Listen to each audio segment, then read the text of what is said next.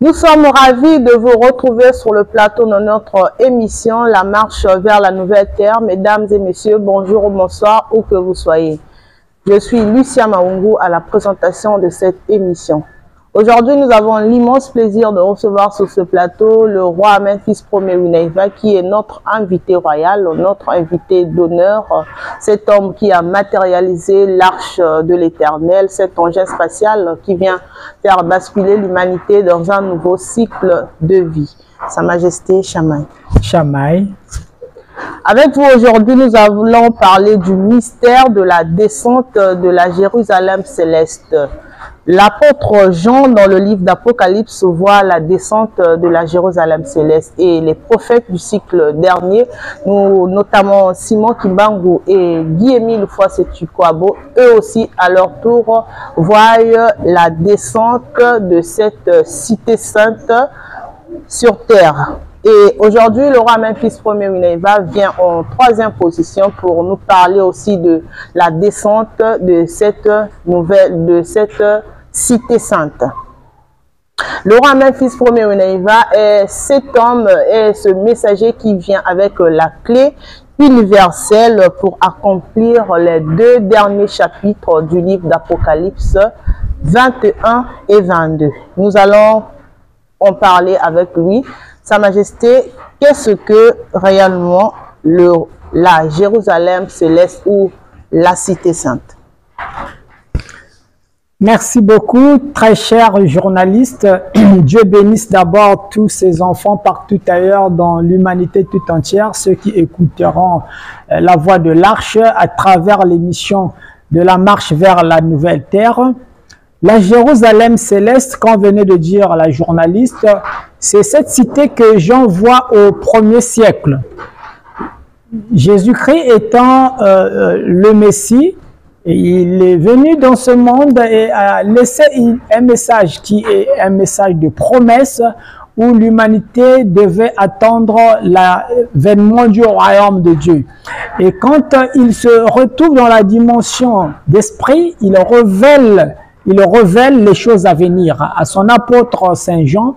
Voilà comment il lui montre dans la vision, parce que ici Jean est dans la vision, un peu comme lorsque nous partons dormir, nous faisons des rêves. Et même donc le livre d'Apocalypse, on va quand même en parler parce que il y a beaucoup de choses, des énigmes qui jusqu'à aujourd'hui ne sont pas bien expliquées. Donc Jean était dans une vision, transporté en esprit. C'est là qu'il voit la ville, la femme de l'agneau, la cité sainte, celle qu'on appelle la Jérusalem céleste, qui était en train de descendre dans son esprit. Donc, il est dans la vision. Et c'est cette cité-là qui, aujourd'hui, quand vous parlez de Guy-Émile, de Simon Kimbangu, qui cherchait à atterrir, cherchait à être localisé sur la terre des humains, parce que le temps de l'accomplissement de la prophétie était bel et bien arrivé. Donc, on peut le dire aujourd'hui que la Jérusalem céleste, c'est la cité de Dieu. Merci beaucoup, Sa Majesté. Vous déclarez détenir la clé universelle, la clé du livre d'or universel, Sa Majesté. Qu'est-ce que cela veut dire? Détenir la clé du livre d'or universel, bon, je dirais la clé, c'est un pouvoir. Quand même dans les rêves, ça c'est dans le monde spirituel, quand quelqu'un rêve la clé c'est un pouvoir qui vous permet d'ouvrir ou encore de fermer une porte.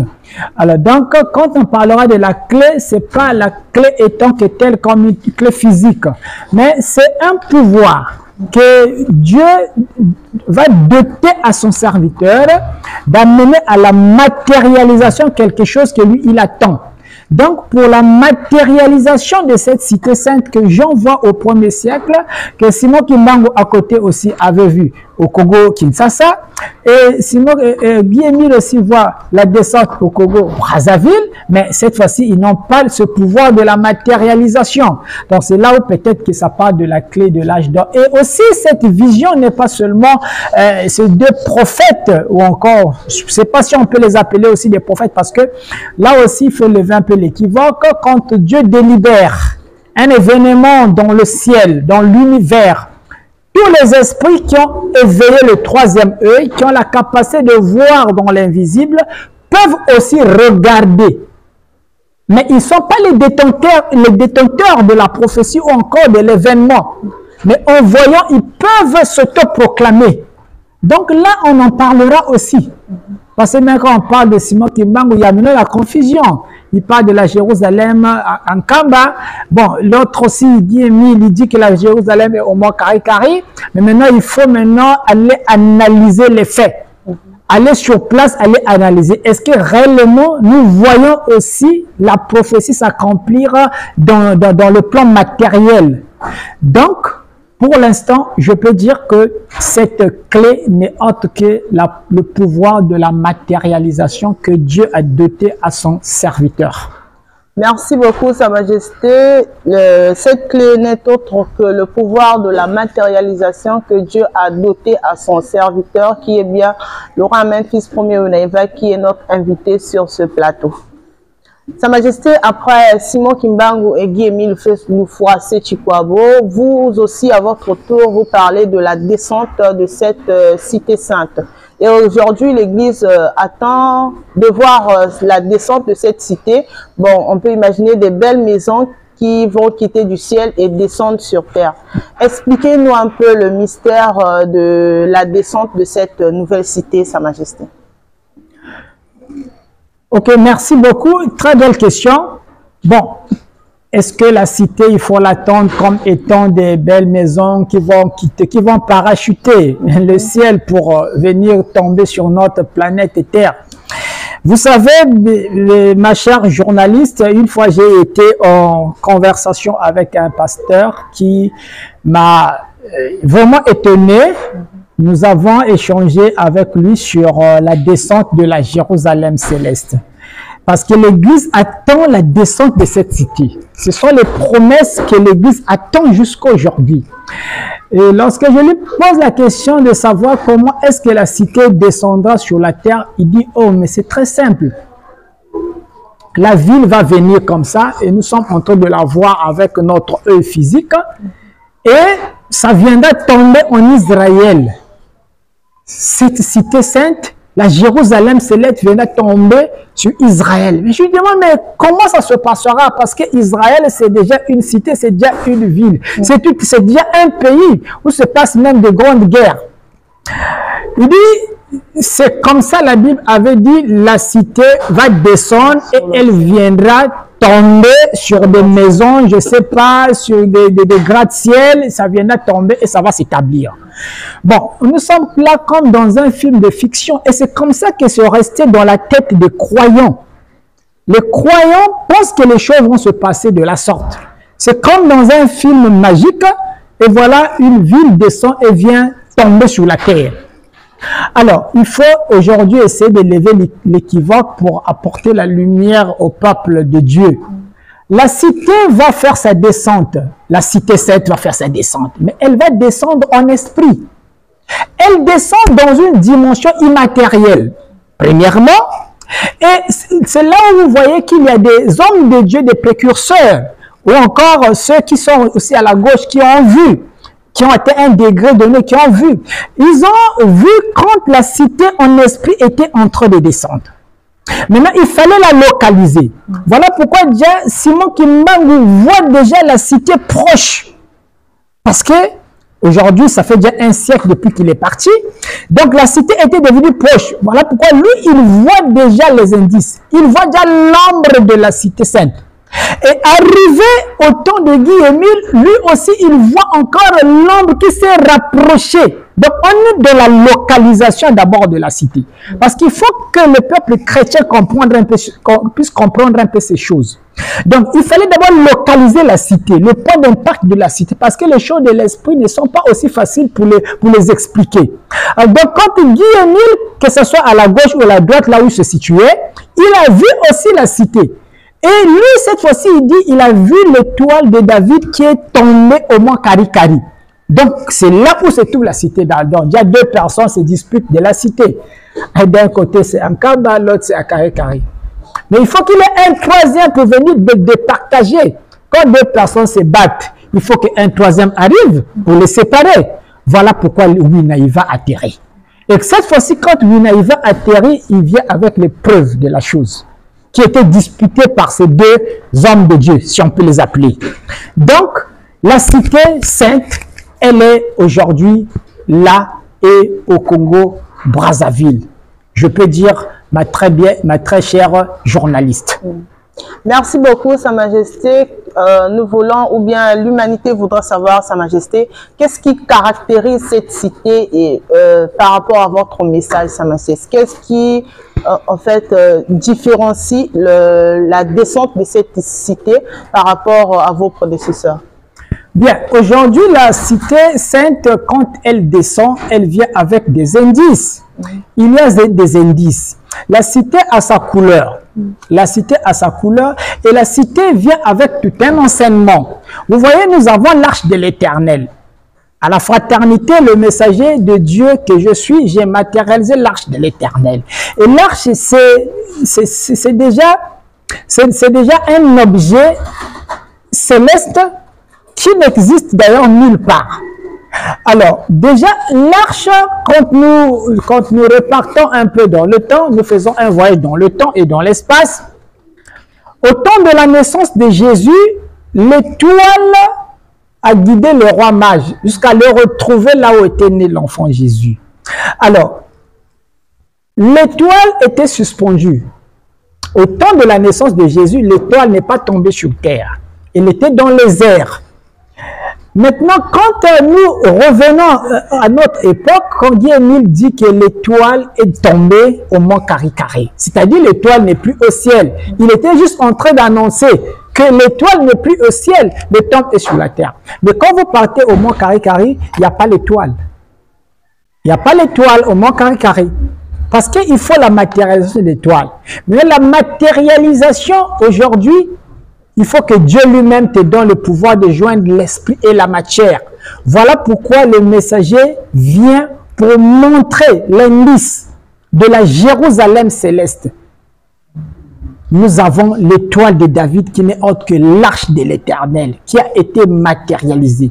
C'est d'abord le premier signe qui prouve aux yeux de l'humanité que nous venons avec un message nouveau. Et tout le monde devait s'interroger aujourd'hui pour essayer de comprendre et aussi palper les profondeurs de ce qu'ils sont en train d'entendre, car nous avons tout ce qu'il faut. Il n'y a pas que l'arche, nous avons l'art, nous avons la nouvelle langue, la numérologie, beaucoup de choses que nous apportons pour l'ouverture d'un nouveau cycle, pour cette cité sainte qui est descendue sur la terre des hommes.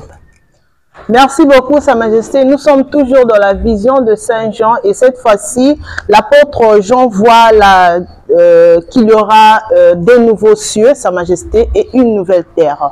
Comme vous l'avez su le dire dans vos propos, avec ce pasteur qui vous a fait comprendre comment se passera la descente de cette nouvelle cité. Et aujourd'hui aussi, dans l'Église, on nous fait comprendre aussi que cette terre va disparaître et les cieux aussi vont disparaître et ces derniers seront remplacés par des nouveaux cieux et une nouvelle terre. Expliquez-nous un peu ce processus, Sa Majesté. Selon vous, comment est-ce que ça va se passer?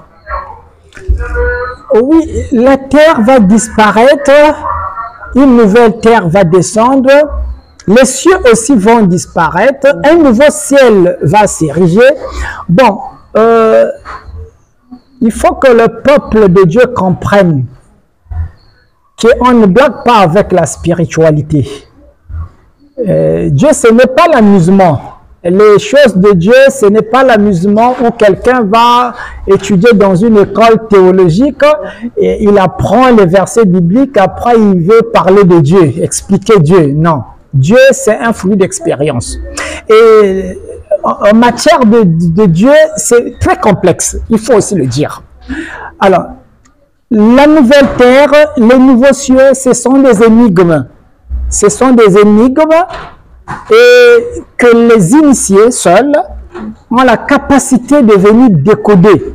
Parce que moi, les initiés, ce sont des grands esprits qui passent beaucoup leur temps en contact avec l'invisible. Ils ne sont pas charnels.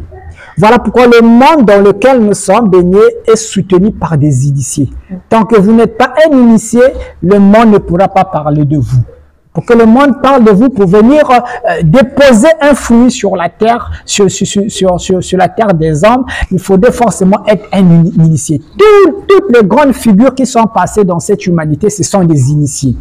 Alors donc, la nouvelle terre, pour être un peu plus clair, la nouvelle terre, les nouveaux cieux, ce sont des mystères qui se passeront au moment où la transition, lorsque la cité descendra, quand la cité sainte va descendre sur la terre en esprit, quand elle va rentrer aussi à la matérialisation, mais il va se passer des transitions.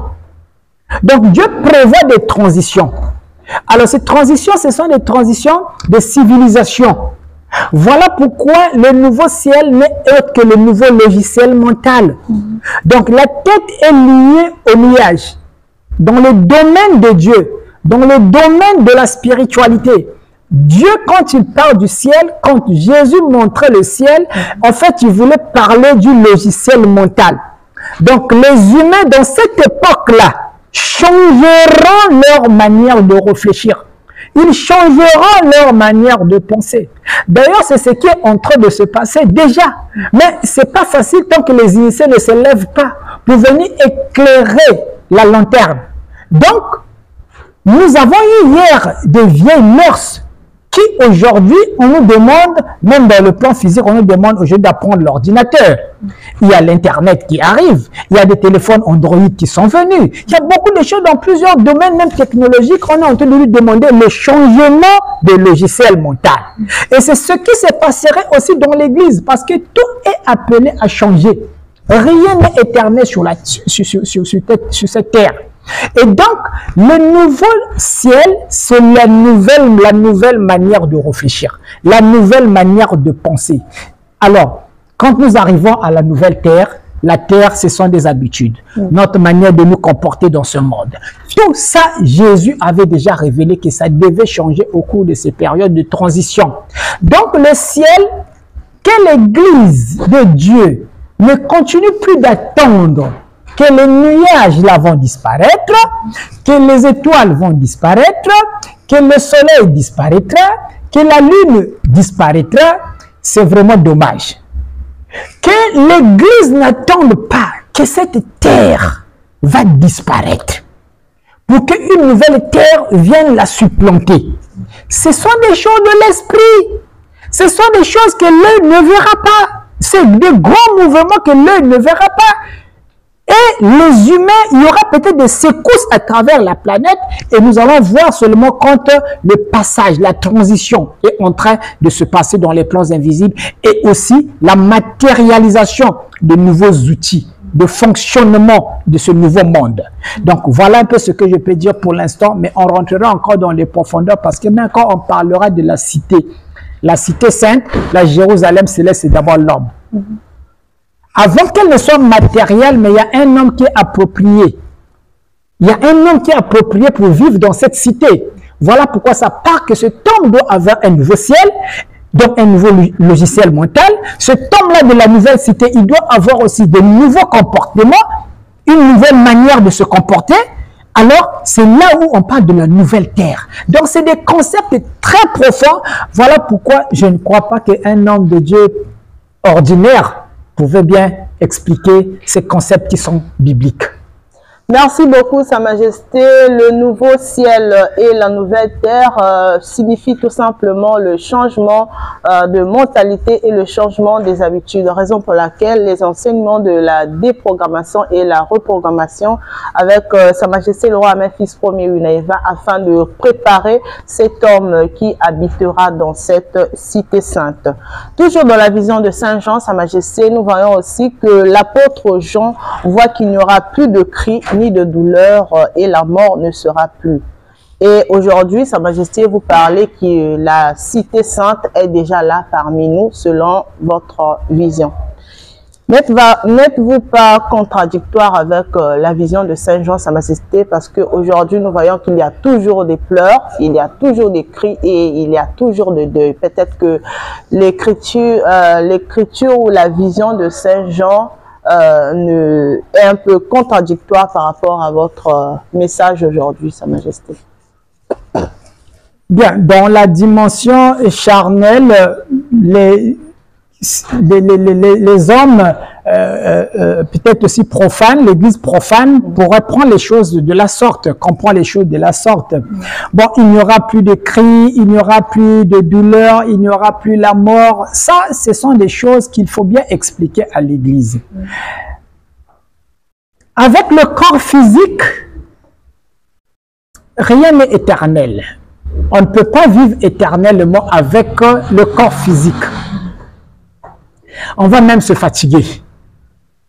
Et donc, il y a tout un méli-mélo dans la manière de comprendre, dans la compréhension des Saintes Écritures.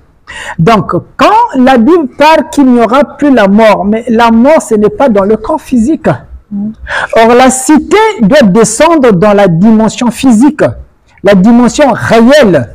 Alors, donc, cet homme-là vivra éternellement, mais dans son esprit. Donc, la vie est éternelle dans la dimension de l'esprit, pas dans la dimension charnelle. Là aussi, on viendra pour éclairer un peu parce qu'il y a beaucoup de choses qui sont mal expliquées. Résurrection de mort, tout ça, mal expliqué.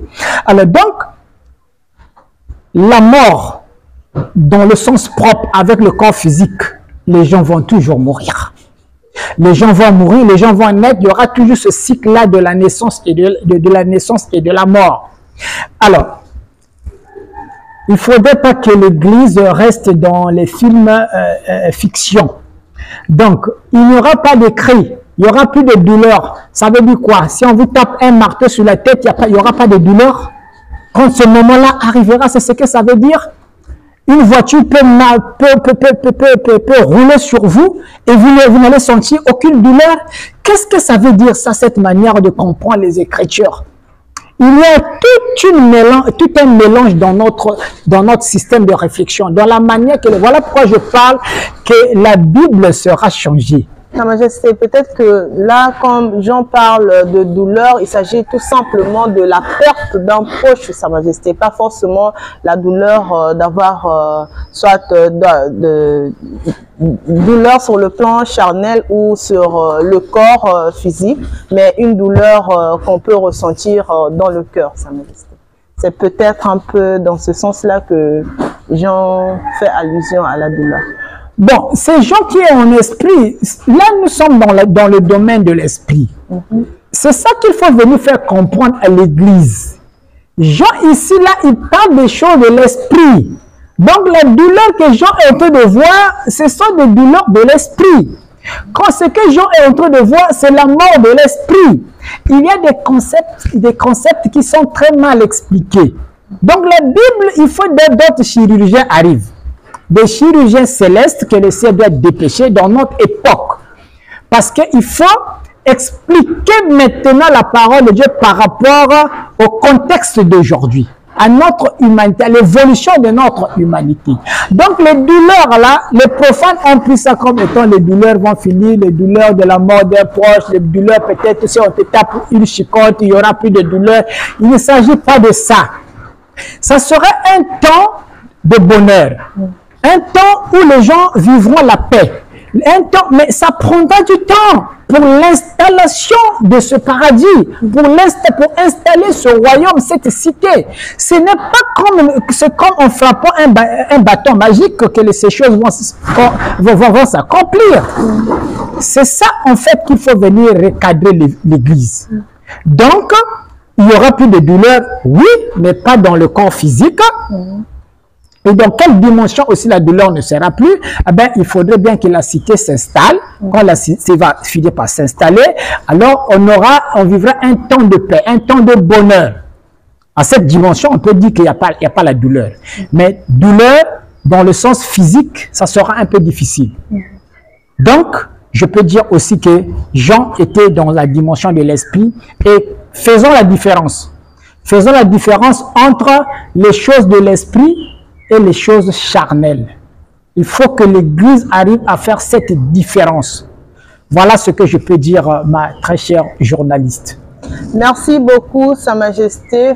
Sachant faire la différence entre les choses de l'esprit et les choses de la chair. Voilà les dires de Sa Majesté. Sa Majesté, nous tendons vers la fin de notre émission. Peut-être que vous avez votre mot de fin à dire aux téléspectateurs.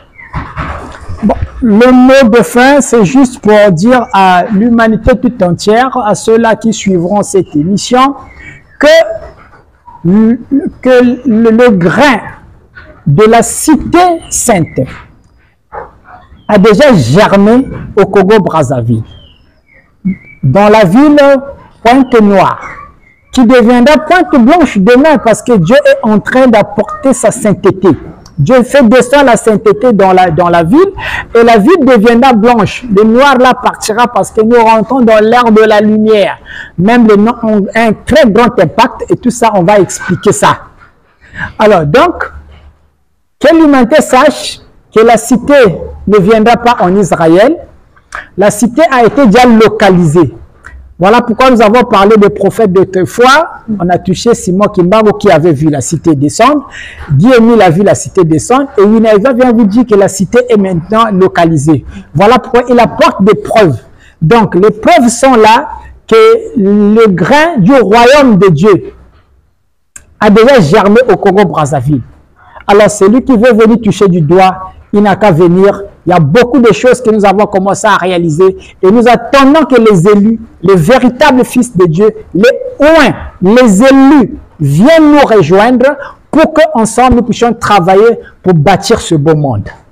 Merci beaucoup, Sa Majesté. C'était là le mot de fin de notre invité spécial, notre invité royal, Sa Majesté le roi Memphis Ier Winaiva.